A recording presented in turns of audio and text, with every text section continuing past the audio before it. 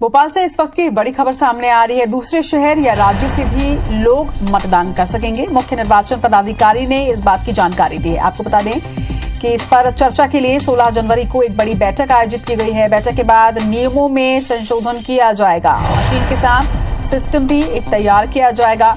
मतदान नहीं कर पाने वाले लोगों को एक बड़ी सुविधा यहां पर दी गई है। कई लोग बाहर होते हैं और बाहर से मतदान की प्रक्रिया में हिस्सा नहीं ले पाते। इस पर ज्यादा जानकारी के साथ हमारे सहयोगी शकील व्यवहार हमारे साथ जुड़ रहे हैं। शकील, ये बड़ी खबर इस वक्त सामने आ रही है कि बाहर से भी लोग मतदान कर सकेंगे। किस तरह से पूरी प्रक्रिया होगी, क्या जानकारी है आपके पास?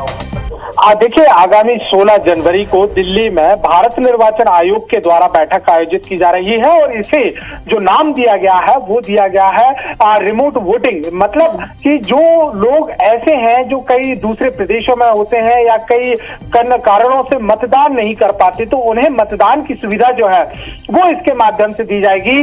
और इतना ही नहीं, इसका पूरा खाका, एक मशीनरी जो है उसकी तैयारी कर ली गई है। हमारी जिस प्रकार से बात मध्य प्रदेश के मुख्य निर्वाचन पदाधिकारी अनुपम राजन से हुई, उन्होंने साफ तौर पर बताया कि 16 तारीख को तमाम राजनीतिक दलों के साथ बैठक होगी। इसका एक प्रेजेंटेशन भी होगा, सहमति बनेगी और सहमति के बाद इसे नियमों में परिवर्तन करते हुए, क्योंकि अभी फिलहाल जो हम निर्वाचन के नियम देखते हैं उनमें इस प्रकार की सुविधा नहीं है, तो नियमों में परिवर्तन भी केंद्र सरकार के द्वारा किया जाएगा और इसके बाद ये सुविधा मिल सकेगी। कोशिश इस बात की जा रही है क्योंकि 5 राज्यों में विधानसभा चुनाव और फिर उसके बाद 2024 की अगर हम बातचीत करते हैं तो लोकसभा चुनाव का आगाज होगा। तो इन चुनावों में इस सुविधा का उपयोग मिलता है। फिलहाल अगर देखा जाए तो अगर हम पूरे भारतवर्ष की अगर हम बातचीत करते हैं, पूरे देश की बातचीत करते हैं, तो लगभग जो औसतन वो मत प्रतिशत विधानसभा चुनावों का निकल पाता है तो लगभग 64 से 70% के बीच में निकल पाता है। लेकिन लोकसभा चुनाव का प्रतिशत इससे खासा कम नजर आता है और इसी मतदान प्रतिशत को बढ़ाने के लिए अब सुविधा दी जा रही है।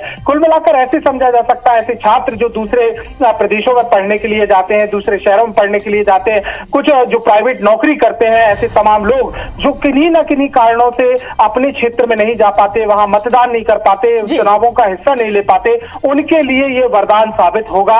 और 16 तारीख को इस पूरे मामले को लेकर मोहर लगना भी लगभग तय माना जा रहा है। जी, तमाम जानकारी के लिए आपका बहुत बहुत शुक्रिया शकील।